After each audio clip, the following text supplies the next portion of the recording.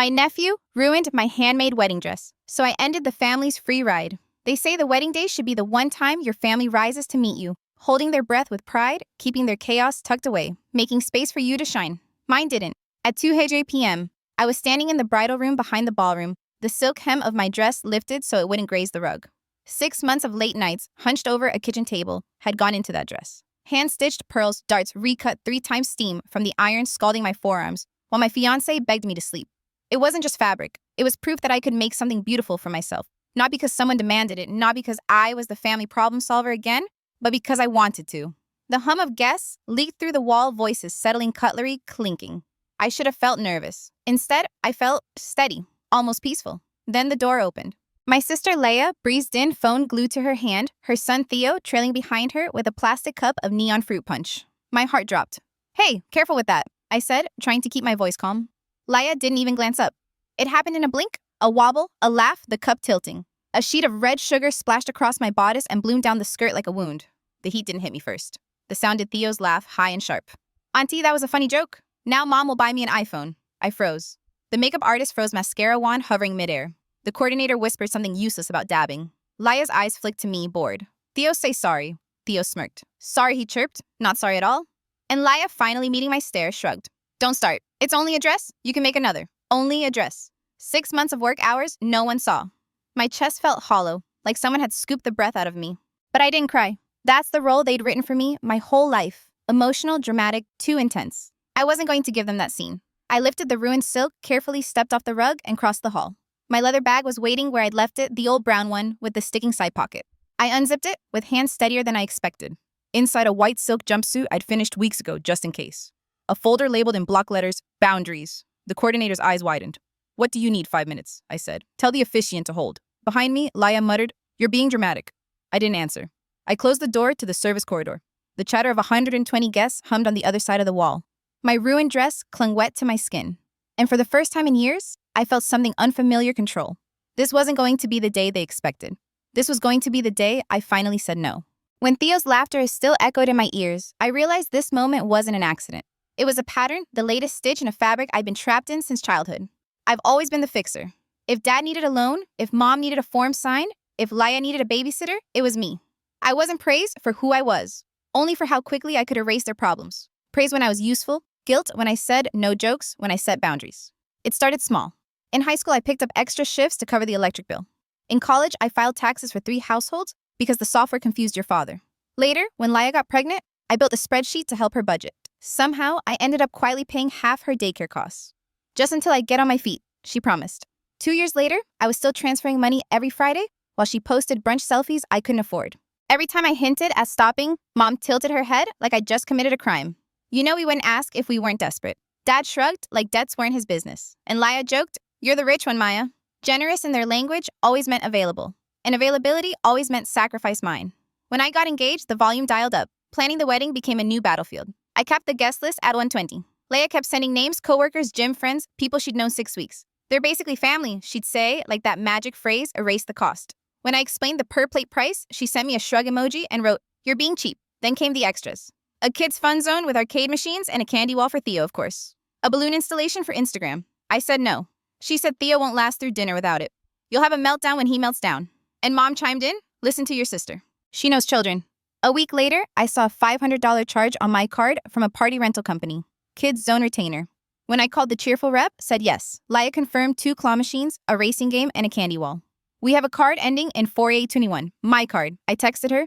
"Did you just put this on my account?" She replied. "Relax. I'll pay you back. After the wedding." It's tacky to talk about money now? I canceled the order and told the coordinator nothing moves without my approval. I thought that would end it. It didn't. Next came a salon bill. Then a rhinestone clutch that said Mama. Then Theo's mini suit with flashing LED shoes. All charged to me. When I called, she laughed. "You're so intense. It's a wedding, not a courtroom," I said. "Stop using my card." She said, "If you wanted control, you shouldn't have given me the login." I hadn't. She'd reset the portal password by guessing my childhood pet's name. I complained to Mom. She texted back, "Please don't fight. It's bad luck." Bad luck to protect myself. Good luck, apparently, to let myself be drained. That was when I started keeping receipts. Every dollar, every transfer. A paper trail of 10 years of just this once. I didn't know what I'd do with them yet, but some part of me knew the day would come when I'd need proof.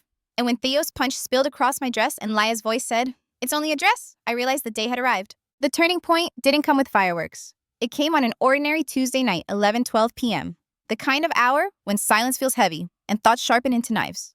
Evan had fallen asleep on the couch, a half-read book slipping from his hand, while I sat at the kitchen table, lit only by my laptop. I wasn't searching for trouble. I was triple-checking invoices, my nervous habit before making big payments. Still something tugged at me, a quiet instinct that whispered, look deeper. So I opened the shared family email account, the one Mom insisted we all use for coordination. I rarely checked it. Usually it was filled with spam coupons or chain letters about angels and luck. But that night, on the second page, a subject line snagged my eye, upgrade approvals. My pulse quickened as I clicked it open. Laia had forwarded the venue manager my card details, ending the email with 5 words that sliced through me like a blade. Maya approves these additions. The additions: a premium bar package, late night sliders, the candy wall reinstated, and why not an extra 30 guests. The total shoved us thousands over budget. I sat frozen reading the words again and again. My name stamped like permission I never gave. My stomach turned cold. The venue manager had responded cheerfully. Thanks for the quick turnaround. She hadn't even bothered to disguise it. I imagined confronting her. Her voice already played in my head. You're overreacting. Don't ruin your own wedding. It's just money, you can afford it. That's when I realized Laia wasn't reckless. She was calculated. She'd bet that I'd fold the way I always had, that I'd swallow the sting to keep the peace. But this time I didn't fold. I started documenting. Screenshots of the email thread, timestamps showing her login, the IP address from her house, every unauthorized charge tied to my card. Then I pulled my bank records, 2 years of quiet withdrawals, labeled temporary help, just until I get on my feet. Daycare fees, utility bills, rent gaps, even her salon trips, all the times I've been told, we'll pay you back. 2 years, 12 all in 4 and 30s. My loyalty turned into a receipt. At the office the next day, I printed it all on thick paper, the kind that doesn't crumple easily, the kind that feels heavy in your hand. Each page was proof, not just of money lost, but of a pattern I'd allowed. When I slipped the papers into a folder, I felt something shift. On the front in bold block letters, I wrote one word: boundaries. For the first time, it didn't feel like paranoia. It felt like protection. But a part of me still wanted to believe in luck, in forgiveness, in the idea that Leia wouldn't dare push me this far. I told myself I wouldn't need the folder. I told myself the silk jumpsuit I'd sewn a backup outfit tucked neatly in my leather bag was just an anxious bride's over-preparation. But deep down, I knew better. Families like mine don't change overnight. And the proof came sooner than I expected. The cup of red punch, the laugh, the words, it's only a dress. And in that moment, I realized the folder wasn't just insurance. It was my lifeline. This time, the story wouldn't end with me swallowing the humiliation. This time, I had evidence. This time, I had a choice. When the punch soaked through the silk, I didn't scream. I didn't cry. I didn't even move. It felt like standing in the middle of a car crash in slow motion, the liquid spreading the room, frozen, my family waiting for me to crack. Laia smirked, her phone still in hand. Don't start, she said flatly. It's only a dress. You can make another. Only a dress. 6 months of hand-sewn pearls, 3 redrafted bodices, nights bent over fabric while my fiancé begged me to sleep. Hundreds of hours I stitched when nobody was watching, not for praise, but because it was the one thing in my life that belonged completely to me. And now it dripped red. The coordinator's voice fluttered, "We can dab." The makeup artist froze wand in midair. Someone passed me a towel as if cotton could erase betrayal. I looked at Laia. She didn't flinch. That's when I felt it, the click. The moment a door inside me shut. I didn't argue. I didn't explain. I lifted the skirt carefully, stepped off the rug, and walked into the service corridor. The door shut behind me with a soft thud, sealing the noise of the wedding away. The air smelled of dust and mop water. My leather bag waited on a folding chair where I'd left it that morning. The old brown one with a sticky side pocket. My hand found the zipper like muscle memory. Inside, folded with precision, was the silk jumpsuit. Clean lines, pearl buttons at the cuffs, no frills. I hadn't told anyone I'd made it. Not Evan, not my mother, not even the seamstress who'd offered to help when she saw how exhausted I was. I told myself it was just a backup. But in truth, I've been planning for this. Because families like mine, they don't respect preparation, they exploit it. And I wasn't about to let them script the rest of my life the way they scripted this wedding. I stripped the ruined gown with steady hands, wiped the syrupy streaks off my arms with paper towels until the stickiness gave way to skin, slipped into the jumpsuit button by button until I stood in front of the cracked mirror like a different person. I felt lighter, not just without the heavy skirt, but without the illusion that keeping quiet kept me safe. I reached again into the bag and pulled out the folder. Boundaries. Heavy with receipts, screenshots, and bank statements that told a story nobody wanted to hear. The evidence wasn't just paper. It was years of me saying yes when I wanted to say no. Years of being the family's safety net while they called me dramatic for noticing the holes they cut in it themselves. I tucked the folder under my arm and pulled out my phone. 2 calls, 1 to the coordinator, calm and crisp. 2 requests I told her.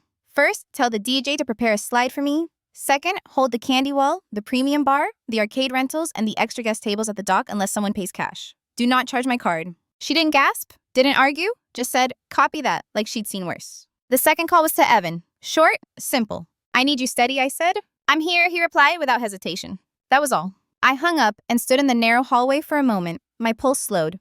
The panic that had fluttered in my chest since childhood. Don't upset them. Don't make it worse. Quieted like a bird settling in its cage. Then I walked back. The ballroom buzzed with chatterglasses, clinking guests unaware of the shift that had just occurred. But when I stepped in, the noise thinned. Heads turned. The white jumpsuit gleamed against the backdrop of spilled silk draped over an armchair. The contrast was stark. Clean, sharp, unmistakable. Laya's eyes narrowed, confusion flashing into irritation. She had expected tears. She'd gotten transformation. I didn't rush. I crossed the room, folder in hand, and stopped at the DJ's booth. He nodded, fingers hovering over the screen. I took the microphone. 2 minutes. That's all I needed. I glanced at Evan. He stood in the front row, shoulders squared, eyes locked on mine. He nodded once. Everyone else blurred. I'm not going to give a speech about fate, I said into the mic. My voice was calm, steady. I'm going to talk about boundaries. The crowd murmured, surprised, leaning forward. Behind me, the screen lit up with the first slide, 2 columns, dates and amounts. At the top, paid by Maya. Promised to repay. Laya froze. Mom stiffened. Dad's jaw twitched. I didn't look at them. I looked at the guests. The friends, the colleagues, the people who hadn't seen the ledger of what it cost to keep this family running. This isn't just about the dress, I continued. This is about a pattern. For years, I've been the problem solver. The babysitter, the emergency fund.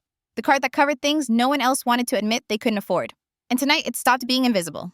Gasps. Murmurs. The room was no longer on Laya's script. She stood hissing across the tables. You're humiliating me. I lifted the folder. No, I'm clarifying. The second slide appeared the venue email, her words in black and white. Maya approves these additions. The highlighted total, $7.0860. The air snapped like a wire pulled too tight. Some guests leaned forward, eyes wide. Others sank back, uncomfortable but riveted. The venue manager shifted in the back, guilt written on his face. I let the silence stretch, the weight of it pressing down. This wedding isn't a blank check, I said finally. And I'm not your bank. I'm a person, a bride. Today I choose to marry Evan, not to buy approval or silence. So here are the facts. Every extra charge, every upgrade, every unapproved guest table is held at the dock. If you want them, you can pay cash. If not, we'll have the wedding I actually planned. My words landed like stones in water. Ripples spread across the room, breaking every performance of normalcy my family had rehearsed. I set the mic down. The DJ faded the music back in. And for the first time in years, I felt the ground solid beneath me. This wasn't a breakdown. It was a switch. And it had just flipped. The room had gone quiet, but not calm. It was the kind of silence that comes before a storm, everyone waiting to see which way the thunder would roll. Laya was first to break. She shot up from her chair, face blotched, voice sharp enough to cut glass. You're petty, Maya? You're jealous? You always wanted to control me. The words snapped through the air, rehearsed accusations she'd probably been saving for years. I didn't rise to meet them. I didn't need to. I simply held up the folder again, flipping to the next page, where her unauthorized charges glared in ink. This isn't control, I said evenly. This is accountability. Mom stood, then her voice pitched in that bright performative tone she used whenever neighbors were listening. What will people think of us? You're making your sister feel small on your big day. Is that how you honor family? I almost laughed at the irony. For years, honoring family had meant emptying my pockets while they called it generosity. Now, in the one moment I said a line, I was accused of cruelty. Dad leaned back in his chair, arms crossed, his smirk laced with contempt. You're nobody without us. We raised you. Don't forget where you came from. I looked straight at him. You raised me to survive chaos, not to accept it. The crowd shifted uneasily. Some guests avoided eye contact. Others stared openly, transfixed. This wasn't the tidy wedding toast they'd expected. This was a wound finally tearing open in public. I picked up the mic again. My voice didn't shake. I'm not ruining my wedding. I'm ending a cycle. For years, I've covered bills that weren't mine. Daycare, utilities, deposits. Even this wedding things you signed without asking, charges you shoved onto my card. Tonight, I'm saying no. Not tomorrow, not later, now. Laya let out a sharp, bitter laugh. You can afford it. You're just being dramatic. There it was, the line that had justified every theft, every swipe, every silent expectation. You can afford it. I met her eyes. Afford doesn't mean I owe you. Money isn't love. Boundaries aren't cruelty. The DJ waiting for a cue dimmed the screen. The slides disappeared, leaving only the heavy silence between us. Mom clutched at her chest, her performance cracking at the edges. Family means sharing. You're supposed to give without keeping score. I set the folder down flat on the table. Family means respect. And respect has been missing for a long time. Gasps rippled as I turned away from them, not fleeing, not hiding, but moving toward the front where Evan stood waiting. His face wasn't pity, it was pride. Behind me, voices rose, overlapping, Laya shouting, You're humiliating me. Mom whining about appearances. Dad muttering about ingratitude. But none of it touched me. For once, I wasn't absorbing their storm. I was walking through it untouched. The confrontation had begun. But this time, I wasn't the one on trial. The ballroom still buzzed, like a hive kicked open. My family's voices tangled behind me. Laya shrieking, Mom's guilt-laced cries, Dad's muttered curses. For a second, I almost let them pull me back into the chaos. Almost. Then I saw Evan, standing tall, steady, his eyes locked on me. In them was no judgment, no fear, just quiet certainty. The noise behind me dimmed like someone turned a dial. I took the mic once more. My voice was calm, almost gentle. Some of you came here expecting a fairy tale wedding. What you just saw wasn't the story I planned, but maybe it's the one I needed. I don't want a marriage built on silence, debt, or shame. I want a marriage built on truth. I turned to Laya. Her face was crimson, Theo clinging to her skirt in confusion. One more thing, I said softly. Theo, come here. The room held its breath as the boy shuffled forward. I knelt to his height, ignoring the wine-colored stain still ghosting my skin. I'm not mad at you. You did what adults told you. That's not your fault. Today you don't get an iPhone. Today you get to watch your aunt get married. That's enough. His lip trembled. Then he nodded and buried his face in his mom's dress. Gasps flickered through the crowd, not at me, but at the sharp truth laid bare. The child wasn't the problem. The adults were. I straightened, passed the mic back to the DJ, and turned to the coordinator. Please start the ceremony. The music swelled soft and steady. The room shifted. Guests leaned in, drawn back to what they had come for. The chaos receded, replaced by something fragile but real. Order, respect, silence that felt like possibility. Evan stepped forward, offering his hand. His palm was warm, grounding me. I let out a breath I hadn't realized I'd been holding. For the first time all day, this moment belonged to me. Not to Laya's demands, not to mom's guilt, not to dad's disdain, just to me and the man I chose. The officiant cleared his throat. Shall we begin? I nodded. Yes, let's begin. The vows started not drowned by drama, not overshadowed by chaos, but lifted, carried by the hush of 120 guests, who finally understood this wasn't just a wedding. It was a declaration. And this time, the declaration was mine. We said our vows with steady voices, each word louder than the storm that had come before. Evan's hand never trembled. Mine didn't either. For once, I wasn't carrying a burden alone. When the officiant pronounced us married, the guests stood. Not everyone clapped, some looked away. Some shifted in their seats, unsure if celebration was even allowed after what they had witnessed. But others smiled through tears. Evan's mother pressed a handkerchief to her mouth and whispered, good for you, as though she'd been holding it in for years. The reception began, but the undercurrent was impossible to ignore. Conversation split in two friends leaning in to congratulate me, family whispering like jackals in the shadows. I could feel their eyes on me, the judgment, the hunger to twist the story. Still, I laughed during the first dance. Evan twirled me, and the silk jumpsuit shimmered beneath the lights, simple yet unshakable. Every step was a choice to keep standing tall. Then came the whispers at the tables. Did you hear what she said to her sister? She embarrassed them all, and on her wedding day. But there were other whispers too. Honestly, good for her. She's carried them for too long. One guest, my cousin June, caught my eye across the room and gave the smallest nod. Not pity, not judgment. Understanding. That nod was worth more than the forced smiles from my parents who sat stiff at their table pretending to belong. Midway through dinner, my phone buzzed on the table, the family group chat exploding. Mom, we will discuss reimbursements privately. You ruined the day. Dad, you owe gratitude. Without us, there's no wedding. Laya, you humiliated me. Theo cried himself to sleep. I flipped the phone face down. Evan slid his hand over mine and whispered, They can't touch you anymore. Not unless you let them. He was right. For years, I thought family meant absorbing blows and calling it love.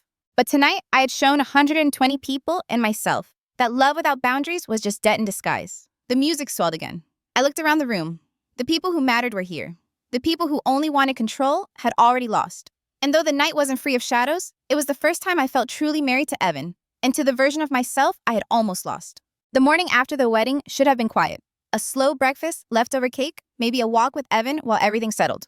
Instead, my phone lit up before sunrise. 3 voicemails waited like landmines. Mom's voice, first bright, brittle. You need to apologize to your sister. She had a panic attack last night. Everyone saw you lose control. Then Laia sharp, full of rage. You ruined the vibe. Theo cried himself to sleep because of you. You're heartless. Finally, Dad, steady and cold, returned the deposits so we can reorganize a family celebration that isn't about money. I brewed coffee in silence, each word echoing in my skull. For years, I had folded under these demands, crying in cars, sending transfers late at night, explaining myself until my throat burned. But this time, my chest stayed calm. Something had broken free. I opened my laptop and did what I should have done years ago. Every automatic payment tied to my account's gone. The family phone plan canceled. The streaming service's new passwords. The temporary rent transfer to Laia closed. I even emailed the daycare I had been quietly funding for 2 years. Please remove my card. Future invoices must go to the parent on file. I CC'd Leia so she couldn't pretend she hadn't seen it. By noon, the group chat was wildfire. Leia, so you're abandoning your nephew, Mom? This is cruelty. How can you do this after everything we sacrificed for you, Dad? Well, remember this? I replied once. Just once. I love Theo. I'm not funding your choices anymore. Then I muted the thread. But fire loves oxygen, and when I refused to feed it, the flames started turning inward. A rogue aunt, every family has one, sent me screenshots of their private conversations. My mom writing, if Maya didn't gatekeep money, we wouldn't have had to go around her. Laia snapping, You were supposed to distract her during check-in. And my dad blaming Evan. She learned this coldness from him. He's separating her from us. For years, I thought I was alone in the madness, that maybe I was too sensitive. But here it was, in their own words, proof that they weren't just careless, they were coordinated. And strangely, I felt lighter. The accusations rolled off this time because I finally understood they hadn't changed overnight. They'd always been this way.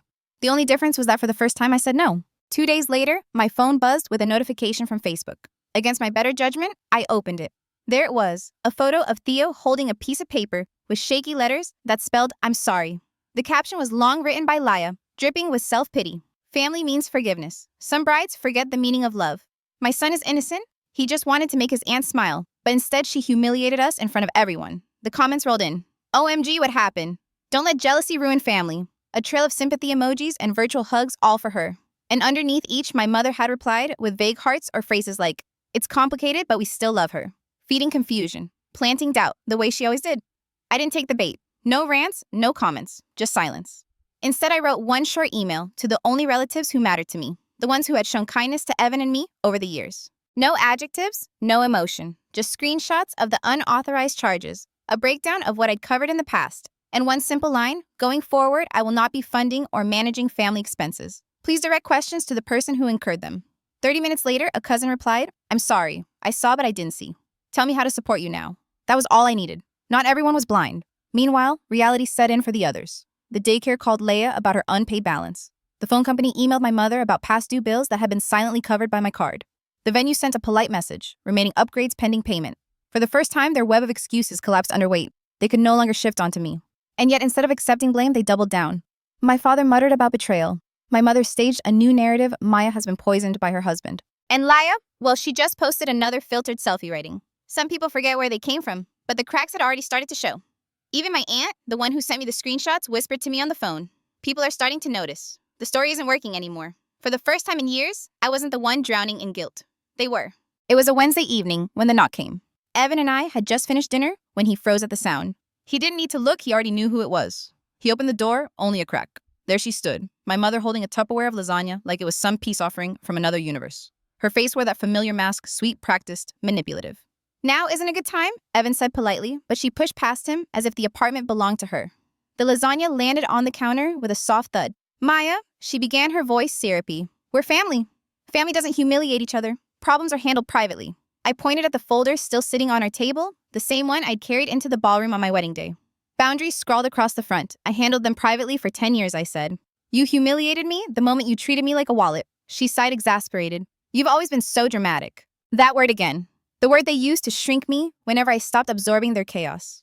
I walked her to the door, steady and calm. "Mom, I love you," I said softly, "but I'm done being your plan B." Her eyes flickered, like maybe she hadn't expected me to say it so clearly. "So that's it. You're cutting us off. I'm cutting off the money, the access. You can call me when you want to talk about things that aren't a bill." For a second, something like understanding flashed across her face. Then the door closed behind her, leaving me in a silence that felt lighter than any silence I'd ever known. That night, I realized something important. Sometimes the real break isn't loud. It's quiet. It's the moment you stop explaining, stop defending, and simply walk away. 2 weeks after the wedding, my phone buzzed with a message from June, my cousin, who'd always hovered on the edges of family drama, never fully siding with anyone. "Can we get coffee?" We met at a small cafe near my office. June looked nervous, fiddling with the sleeve of her sweater. Finally, she blurted out, "I watched how fast they turned on you. It scared me." I stayed quiet, letting her speak. I always thought if I kept paying for little things, gas money here, school fees there, they'd love me more. But they don't. They just ask for more. "I'm tired, Maya." Hearing her say it out loud felt like someone else had finally cracked the code I'd been carrying for years. "You're not crazy," I told her. "You're just done." We sat there for an hour sipping lukewarm coffee, two quiet people admitting the truth. Love in our family had become currency, and the ones who refused to pay were branded selfish. That night, June left the family group chat. No explanation, no fight, just silence. Predictably, Leia fired off a single word under her name, traitor. June didn't reply. For the first time, I realized I wasn't as alone as they wanted me to believe. There were others who saw through the performance, people who were tired of being drained. And slowly, piece by piece, I started to build a chosen family, one made of people who didn't see me as a resource, but as a person. Thanks for sticking with me through this wild story. I love sharing these deep dives into family drama and betrayal with you. And your support means more than you know. Don't forget to like, subscribe, and drop a comment. I really enjoy reading what you think and how you'd handle these situations.